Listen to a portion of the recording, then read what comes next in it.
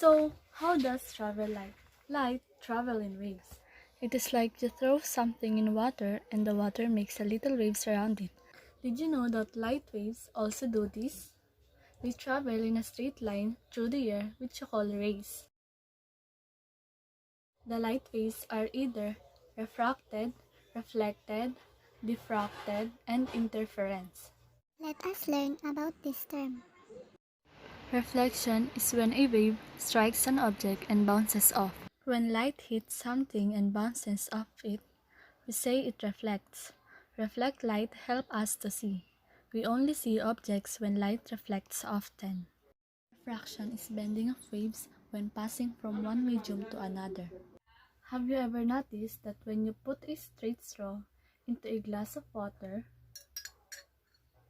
it looks like a straw is bent? That's the result of refraction.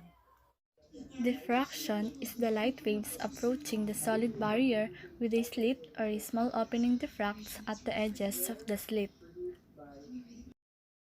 Light emitted through the slit aperture becomes fuzzy and dark band appear which separates the brighter regions of the diffracted images. We call this phenomenon as wave interference. Wave interference is the formation of dark bands caused by the diffraction of light waves.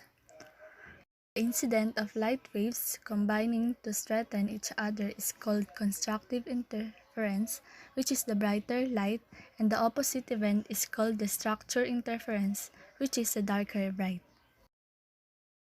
Our next topic is about light properties. Light of properties is the relationship between the speed of light, its wavelength, and its frequency. There's a formula that we can use. The speed of light is equals to the wavelength of light times the frequency. The speed of light is equals to 300,000 km per second or 3 times 10 raised to 8 meter per second.